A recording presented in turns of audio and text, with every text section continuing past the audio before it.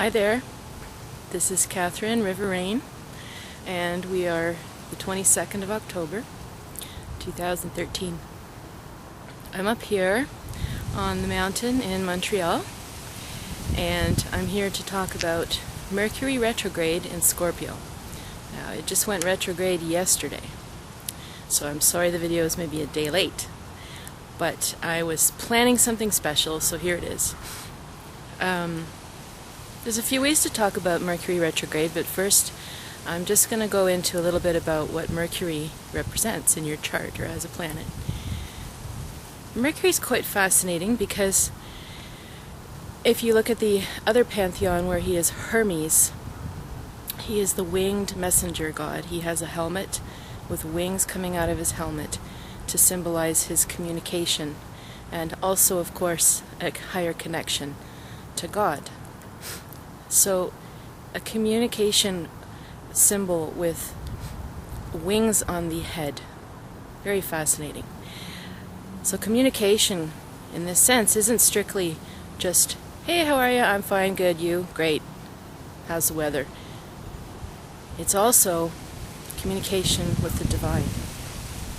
And it's also the other forms of communication we often don't talk about. For example, you're sitting with somebody, a good friend, and all of a sudden something happens over there. And you both look, and you look back, and you're like, right? You didn't have to say anything. You both intuited something. Something was clearly communicated between the two of you without words. That's, of course, my specialty. Intuition. Now, the other aspect, communication is body language, right? So, I can start talking to you like this. That's going to say something. I can start talking to you like this. That's going to say something else. I can be like, oh, always touching my face. Oh, I'm hiding something now. I'm insecure. I'm shy. It goes on and on and on, the study of body language. Just to say, this is another form of communication. Now, we're going to add Scorpio to the mix here. So what's Scorpio mean? Well, Scorpios always get a reputation. People always go, oh, you're a Scorpio, and the Scorpios are like, oh, why does everyone react this way? Scorpios are great people. They're very intense, and they are the ones that go down into the depths and seek for the truth, no matter how hard it is to find, no matter how much mud and dirt they gotta go through to get there. They're willing, on some level, to put themselves through this to arrive at some portion of truth. Now here's where we go back to the myth. Here's where it gets fun. Mercury, or Hermes, is the only god that goes from the upper world to the underworld.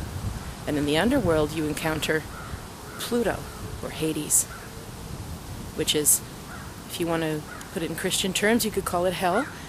But in terms of any other tradition that has a death and a rebirth cycle, it's simply the underworld, the dark side, the shadow, the death, and the rebirth. So Mercury, Hermes, goes through both. Very interesting, right? And so very interesting that it's in Scorpio right now, who also is looking at the underbelly now, going into the depths, into the dark, into the truth. So, already, Mercury in Scorpio is going to do this, even with no retrograde. So, we're in a period of a few weeks where it's a soul-searching time. It happens once a year, usually around this time of year, sometimes a bit later. But this is typically a go within, look at your shadow, and increase your connection to faith, to God, to yourself. Now, what happens when we add retrograde motion in this? Okay, I've talked a bit before about Mercury retrograde, but I'm going to tell you again. So, the planets are all in an orbit, but they're also individually spinning on their own. So, when a planet starts to slow down, stop sometimes even, it'll station, okay? It'll go forward, station, and retrograde. It'll seem to go backwards while everything else is moving forwards. So this adds another element of depth and of introspection. And it also adds a very internal and now intuitive and psychic principle to that Mercury, because it's in a water sign, which is already fluid. Water and thought usually makes emotion, strong feeling, dreams, gut reactions, flashes, and intuition, psychic abilities. More than in an air sign where it's very intellectual, ordered, verbal, succinct. So we're dealing with an interior force in an already interior sign. So what does this mean for us for the next few weeks? Well, it's, as I said, really an excellent time if you wanted to begin or continue meditation practice, if you wanted to delve into developing your abilities, if you want to really keep a dream journal, and if you want to pretty much delve into the big questions of why.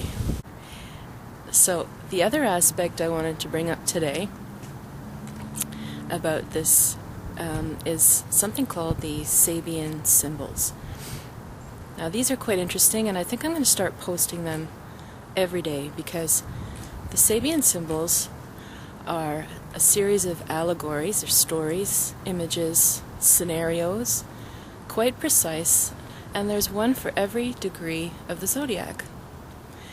So when astrologers use them, it's for predictive purposes. For example, our Mercury retrograde began at 18 degrees Scorpio. The sun moves 1 degree a day. Mercury, I believe, I don't have the calculation, but needless to say, everything's mathematical in astrology. Everything moves by degrees and increments that are quite predictable, and then depending on the relationships they make with each other, that's when we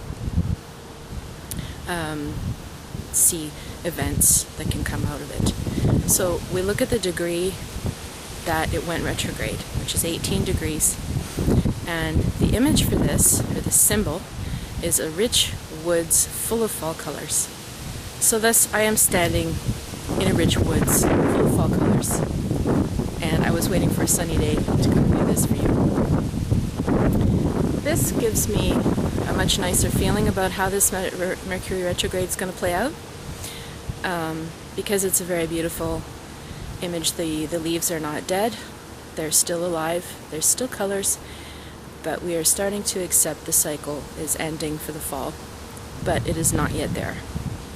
So it leaves this feeling of still hopefulness, still time.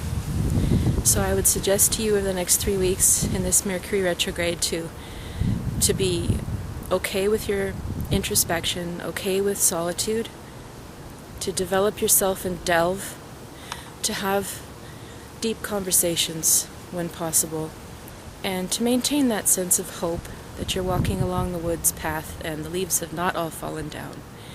And remember that for whatever's going on in your life. If you'd like to contact me, have a reading, or take some classes, please contact me at river-rain.com. I'll see you soon for your monthly forecasts.